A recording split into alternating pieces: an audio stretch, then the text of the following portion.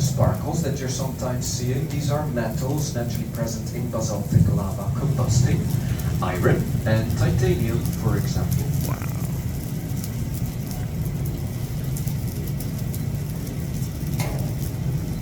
I'm gonna show you a few lava formations today, starting with Pele's hair.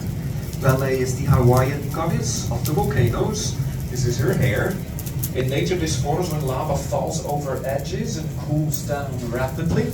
It can also be lava bombs that fly through the sky and then stretch out. And then these thinner filaments rapidly cool down, darken in color, but also remain quite flexible, so they look a lot like hair. This is a quite common lava formation. The lava is quickly reaching the bottom of the slide. I can tell you can feel the heat. Believe it or not, the colder air in the room does solidify and cool down the lava fast. Here you see on the top it's not moving so much anymore. It's also darkening in color, so the top layer is quickly solidifying. But at the same time, it's also protecting the lava below from the colder air in the room. So even though here on the top it's not currently moving, there is liquid lava flowing underneath the top layer and still coming out here at the bottom, as you can see. And it will for a minute or two more.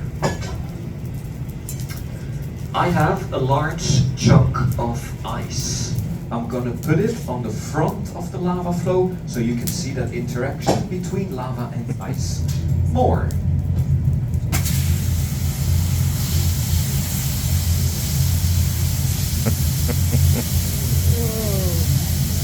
So you can see that's a pretty aggressive reaction. Steam is building up below the lava, inflating it. It's like the little bubbles that you saw before. Now it's a very big one. Don't worry, it's not going to pop with pieces flying away. If the steam finds a way out, it will just deflate. Where most of the ice and the water is touching the lava, you can see the lava turns black in color. There, the lava is already under half of the temperature than it was when it came into the room. As soon as the sound of the steam is gone, you're gonna hear a lot of crackling sounds. The crackling comes from the lava flow shrinking as it cools. It takes up less space than it did when it was hot. That shrinkage creates fractures, and the fractures appearing is what we hear as crackling sounds. That will get pretty loud here where the lava lies on steel. If you hear a bang like this, don't worry, it's just the lava cooling down and fracturing on a piece of steel there. Part of the show. This part of our lava flow is roughly round in shape, and the outer edges of it cool down first. Look how fast that happens. The whole lava flow has already become one big piece.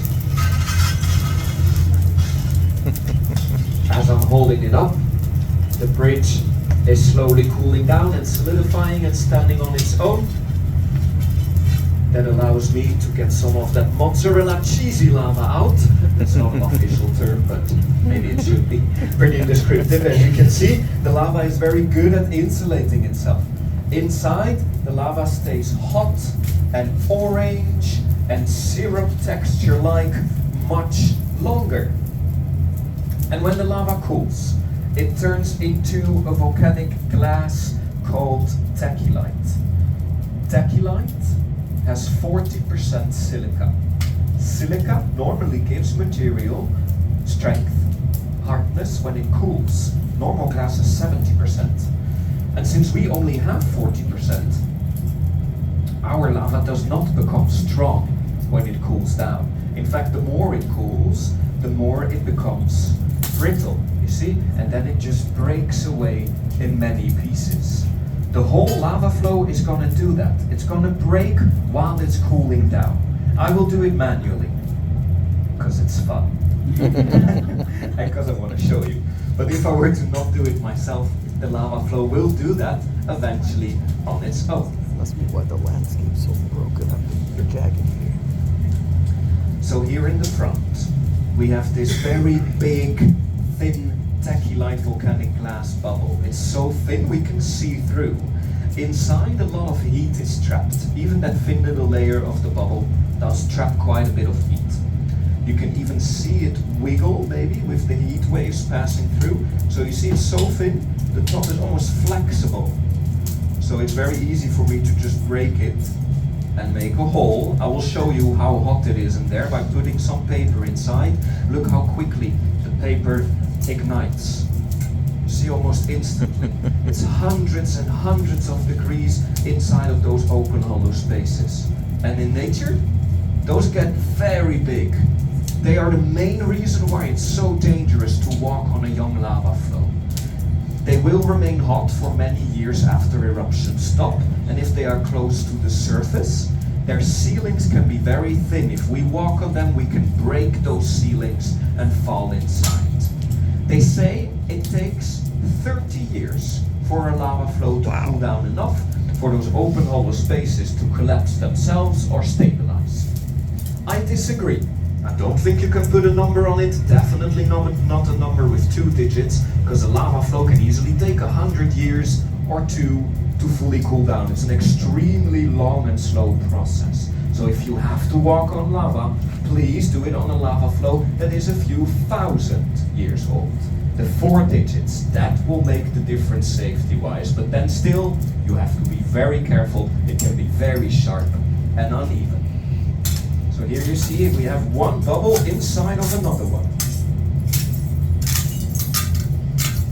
Actually, there's 2 bubbles that were inside of another one. Same thing, they're not very thick, quite easy to break. Very thin one here as well. I can just brush through and it's gone. You can see here the borders of our lava flow are turning black first. They are also cooling from the side. But same thing, the whole front of the lava flow has now cooled down so much that we can have a look underneath. There, it's hot and orange and glowing. The sand, the pulverized lava in the slide, is very insulating. It really traps the heat. It will take much longer for the bottom part of the lava flow to cool down than the top. It can go very fast. If I were to hold this piece up, then 1 minute, maybe 2 minutes, that would be enough, and then this whole piece will fall down and collapse into many smaller pieces. I'm not able to wait for that to happen, because that's when the bigger pieces will start flying away, and I don't want those, of course, to get closer to you. If we were to leave our lava flow like this, then it would take about 3 days.